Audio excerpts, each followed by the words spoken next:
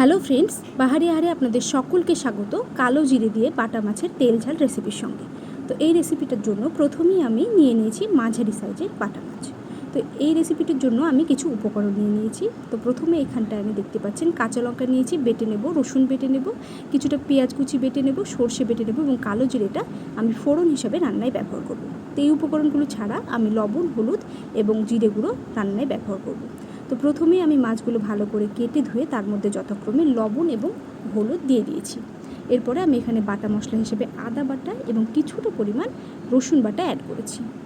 এরপরে আমি এখানটায় অ্যাড করব জাস্ট 1 থেকে 1.5 চামচ মতো পেঁয়াজ বাটা এবং এখানে আমি পরিমাণ মতো কাঁচা লঙ্কা বাটা অ্যাড করেছি। তো এরপরে আমি কিছুটা পরিমাণ পেঁয়াজ কুচি ব্যবহার করেছি এখানে। এরপরে আমি সরিষার তেল একটুখানি হাতে নিয়ে এই মাছের মধ্যে দিয়ে দেবো এবং ভালো করে মাছগুলো মাখিয়ে নেব। তো এই রান্নাটা আপনারা চাইলে মাছ আলাদাভাবে ভেজে মশলা কষিয়ে রান্না করতে পারেন। তো এক্ষেত্রে এই মাছগুলোর সাইজ যেমন মাঝারি, সেই কারণে আমি এটা মাখিয়ে রান্না করব। মাছের সাইজ যদি একটু বড় সাইজের হয় সেক্ষেত্রে আপনারা মাছগুলো আলাদাভাবে ভেজে নিয়ে রান্না করতে পারেন, কিন্তু মাখিয়ে রান্না করলে সেই মাছের টেস্টটা কিন্তু একটু বেশি হয়। তো আমি এই মাছটাকে 3 থেকে 4 মিনিট সময় ধরে হাতের সাহায্যে মশলার মধ্যে ভালো করে মাখিয়ে নেব। তাতে কিন্তু এই মাছের রান্নার সময় টেস্টটা অনেক বেশি ভালো হবে। তো এটা মাখিয়ে রাখার পর 2 মিনিট আমি এরকমভাবে রেখে দিয়েছি। তারপরে একটা কড়াইতে আমি পরিমাণ মতো তেল দিয়ে দিয়েছি। তো এটা তেল ঝাল রেসিপির কারণে তেলের পরিমাণটা আমি একটু বেশি দিয়েছি। তেলটা একটু গরম হতে দিতে হবে। এরপরে এখানে আমি ফোড়ন হিসেবে ব্যবহার করব কালো জিরে। তো এই কালো জিরেটা দিয়ে ভালো করে খুন্তি দিয়ে নাড়িয়ে নিতে হবে তেলটা এবং আরও কিছুটা গরম করতে হবে, তাতে কালো জিরের যে ফ্লেভারটা সেটা খুব ভালোভাবে তেলের মধ্যে চলে আসবে। তেলটা এবার গরম হয়ে গেছে এবং মাখিয়ে রাখা যে মাছগুলো সেইটা এবার তেলের মধ্যে দিয়ে দিতে হবে। এরপর খুন্তির সাহায্যে ভালোভাবে তেলের মধ্যে মশলা মাখানো মাছ নাড়িয়ে নিতে হবে। এক্ষেত্রে অবশ্যই খেয়াল রাখবেন মাছগুলো নাড়ার সময় যেন ভেঙে না যায়। গ্যাসের ফ্লেমটা আমি মিডিয়ামে রেখে 3 মিনিট এই মাছগুলোকে ভালো মতো কষিয়ে নিয়েছি। দেখুন আস্তে আস্তে কিন্তু ওপর থেকে কষানোর সময় তেল ছাড়তে শুরু করেছে। যেহেতু মাখানোর সময় আমি এতে কাঁচা তেল ব্যবহার করেছিলাম, তাই তাড়াতাড়ি কিন্তু তেলটা উঠে এসেছে। তো এরপর আমি এখানে ব্যবহার করেছি জিরে গুঁড়ো এবং এখানে আমি কালারের জন্য কিছুটা পরিমাণ শুকনো লঙ্কার গুঁড়ো ব্যবহার করব। শুকনো লঙ্কার গুঁড়ো কিন্তু সামান্য পরিমাণ এখানে ব্যবহার করতে হবে, যেহেতু আমি কাঁচা লঙ্কা বাটা ইউজ করেছি। তো কিছুটা পরিমাণ মশলা ধোয়া জল আমি এখানে দিয়ে দিলাম। তারপরে আলতো হাতে খুন্তি দিয়ে নাড়িয়ে মাছগুলো কিন্তু কষিয়ে নিতে হবে। তো এই অবস্থায় আমি গ্যাসের ফ্লেমটা ঠিক মিডিয়ামে রেখেছি। আপনারা মিডিয়াম টু হাইও রাখতে পারেন। এইভাবে আরও 2 মিনিট আমি গ্যাসের ফ্লেমটা মিডিয়ামে রেখে মাছগুলোকে কষিয়ে নেব। অবশ্যই এই অবস্থায় মাছটাকে ঢাকা দিয়ে রাখতে হবে, যাতে মশলার ফ্লেভারগুলো মাছের মধ্যে খুব ভালোভাবে ঢুকে যায়।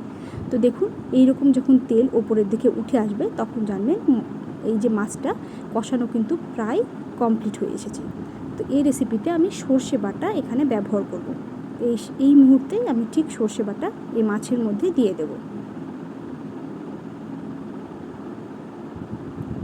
এরপরে কিছুটা বাটি ধোয়া জল আমি এর মধ্যে দিয়ে আলতো হাতে আবারও মাছগুলোকে নাড়িয়ে নেব এবং সর্ষে বাটা দেওয়ার পরই গ্যাসের ফ্লেমটা একদম লো করে দিতে হবে। তারপর 1 থেকে 1.5 মিনিট সময়ের জন্য কড়াইয়ে ঢাকনা দিয়ে মাছটাকে সেদ্ধ হতে দিতে হবে। দেখুন এটা পুরোপুরি কমপ্লিট হয়ে গেছে কষানো। এবার এই মুহূর্তে আপনাদেরকে এখানে জল ব্যবহার করতে হবে। তো আমি এখানে ব্যবহার করছি গরম জল। যে কোনো রান্নার ক্ষেত্রে ঠান্ডা জলের তুলনায় গরম জল ব্যবহার করলে কিন্তু রান্নার স্বাদ অনেকাংশে বেশি হয়। যেহেতু এখানে আমি গরম জল ব্যবহার করেছি, তাই এই মাছের ঝোলটা কিন্তু খুব তাড়াতাড়ি ফুটতে শুরু করবে এবং রান্নার টেস্টটা এই কারণেই বেশি ভালো আসে। ঠান্ডা জল ব্যবহার করলে ফুটতে যতটা সময় লেগে যায় ততক্ষণে মাছের স্বাদটা কিন্তু অনেকাংশে কমে আসে। তো দেখুন খুব তাড়াতাড়ি কিন্তু ঝোলটা ফুটতে শুরু করেছে। তো প্রথমত 3 থেকে 4 মিনিট সময় পর্যন্ত হাই ফ্লেমে দিয়ে এই ঝোলটাকে ফুটিয়ে নিতে হবে। ঝোলটা খুব ভালোভাবে ফুটে গেছে। প্রায় 3 মিনিট সময় পর গ্যাসের ফ্লেমটাকে একবার আবারও লো করে দিতে হবে এবং 2 মিনিট সময়ের জন্য গ্যাসের ফ্লেমটা লো অবস্থাতেই মাছগুলো রেখে দিতে হবে।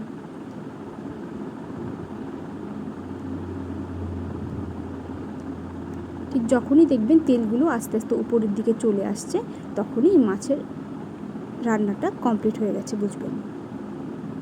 তো এইবারে আমি নামিয়ে নিয়ে ইচ্ছামতো পরিবেশন করব। আপনারাও এই অবস্থায় এটাকে নামিয়ে নেবেন। এটা রান্নাটা এখন কমপ্লিট হয়ে গেছে। তো আপনাদের রেসিপিটা যদি পছন্দ হয় অবশ্যই লাইক করবেন, শেয়ার করবেন, কমেন্ট করবেন। আমার চ্যানেলকে সাবস্ক্রাইব করার জন্য অনুরোধ রইল। সকলকে ধন্যবাদ। ভালো থাকবেন সবাই।